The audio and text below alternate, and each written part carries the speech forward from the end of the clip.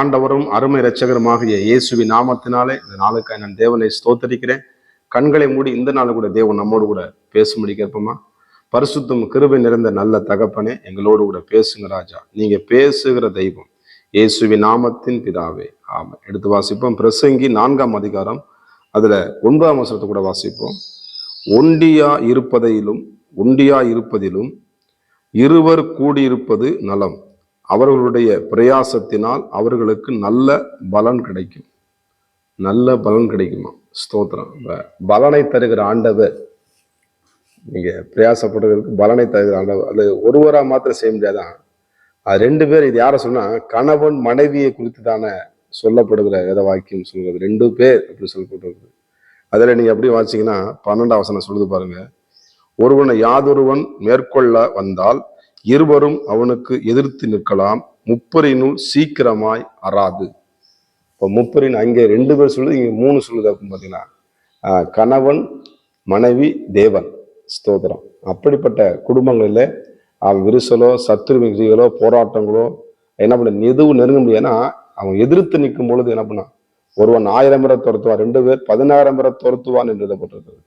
அப்ப கணவன் மனைவி 2 பேர் அவங்க கைகோர்த்து ஜெபம் பண்ணாங்கன்னா எந்த காரியத்திலையும் வெற்றி பெற முடியும். கணவன் மனைவி ரொம்ப அதை விட்டு கொடுக்குற தன்மை, நல்லா அன்பா பேசுறது, குடும்பத்தை எப்படி நடத்துறதுன்னு சொல்லி இந்த நாளில் கூட தேவன் நம்மளுக்கு அழகாக பேசுகிறார். இப்போ நம்ம ஒருவேளை கணவன் ஜெபித்து கொண்டிருக்கலாம், மனைவி ஜெபிக்காமல் இருக்கலாம், இல்லை மனைவி ஜெபித்துட்டு கணவன் ஜெபிக்காமல் இருக்கலாம்.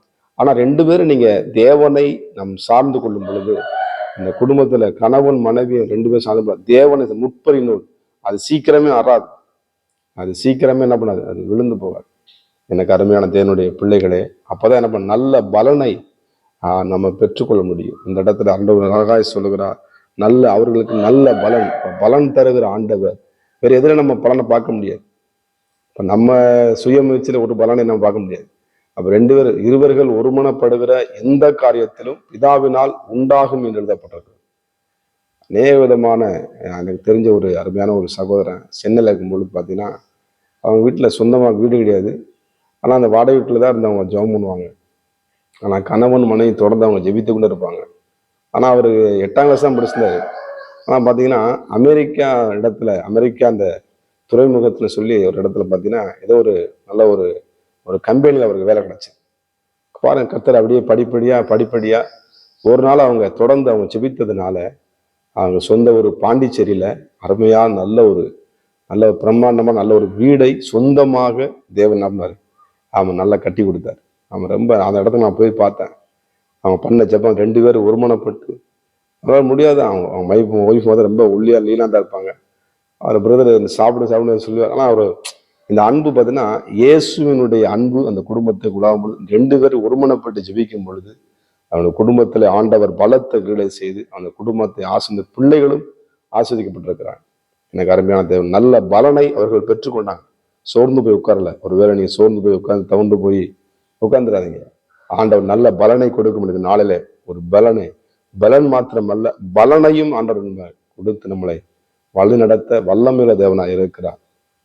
என்ன பண்ண அது எதிர்த்து நிற்க சத்துருவின் போராட்டங்கள், ஆமா, ஒருத்தன் கீழே அவனை தூக்கி விடுகிறதுக்கு கண்டிப்பா ஒரு ஆள் வேணும்.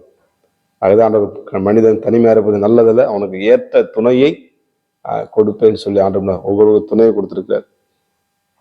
அந்த துணையை கொடுக்க வாழும் பொழுது ஆண்டவர் இயேசு கிறிஸ்து முப்பரின் ஆண்டவராக இயேசு கிறிஸ்து கணவன் மனைவி மற்ற யார் என்ன உள்ள அனுப்பாம அவங்களுக்கு இயேசுவுக்கு மாத்திரம் நம்ம இடம் கொடுத்து அந்த வாழ்க்கையை நாம் நடத்தி கொண்டு போனோம்னா உங்க வாழ்க்கை நிச்சயமாய் ஆசீர்வதிக்கப்பட்ட நல்ல ஒரு சந்தோஷமான குடும்பமாக, சமாதானமான குடும்பமாக தேவன் கொடுத்து உங்களை நிச்சயமாய் உங்களை ஆஸ்வதிக்க என் தேவன் வல்லமை தேவனா இருக்கிறார். அது 2 பேர் கரங்களை கொடுத்து என்ன பண்ணுங்க, ஜெபம் பண்ணுங்க. எந்த கசப்பிருப்பாலும் இழுத்து ஆண்டவர் சமூகத்தை அறிக்கை பண்ணி நீங்க ஒருமனப்படுங்க. 2 பேரும் நல்லா செய்யுங்க. ஆண்டவர் நிச்சயமாய் நீங்க படுகிற பிரயாசத்துல நல்ல பலனை நீங்க எதிர்பார்க்க முடியும். ஆண்டவர் நிச்சயமா நீங்கள் எதிர்பார்க்கிற முடிவை தரும்படி உண்மையிலே கர்த்தர் நினைவாக இருக்கிறார். அது தீமைக்கல்ல, நன்மைக்கு எதுவாகவே அது நடக்கும். அதனால என்ன பண்ணுங்க, அதை சேர்றதா முடியாது. அதான பிரச்சனை. ஃபர்ஸ்ட் அப்படில்ல, அது கொஞ்சம் கஷ்டம் தான், கொஞ்சமாக தான் இருக்கு. அப்புறம் நீங்க பழகிட்டீங்கன்னா அது சரியாயிடும். அது என்ன பண்ணுங்க, செய்யுங்க. நிச்சயமா நீங்க நல்ல பலனை பெற்றுக்கொள்வீங்க. கர்த்தர் உங்களை ஆஸ்வதிப்பார். அவனுடைய கர்த்தரை ஒப்பு கொடுத்து நம்ம ஜெபம் பண்ணுவோமா? பரிசுத்தம் கிருபை நிறைந்த நல்ல தகப்பனே, 32 ஆண்டவரே அராதி என்று எழுதப்பட்டிருக்கிறது. 2 பேர் கூட நல்ல பலனை அவர்கள் பெற்றுக்கொள்ள, நல்ல பலனை இந்த பிள்ளைகள் பெற்றுக்கொள்ளட்டும். ஆண்டவரே, குடும்பத்திலே ஆண்டவரே ஸ்தோத்திரம் அப்பா, எந்தெந்த நிலைமையில அவங்க பாதிக்கப்பட்டிருக்கிறாங்களோ ஆண்டவரே ஸ்தோத்திரம் அப்பா, நல்ல பலனை ஆண்டவரே தேவன் தரும்படியா நாங்கள் செபிக்கிறோம். அற்புதம் நடக்கட்டும். இந்த பிள்ளைகளை பலப்படுத்துங்க இயேசுவின் நாமத்தின் பிதாவே, ஆமென். God bless you. கர்த்தர் உங்களை ஆசீர்வதிப்பாராக.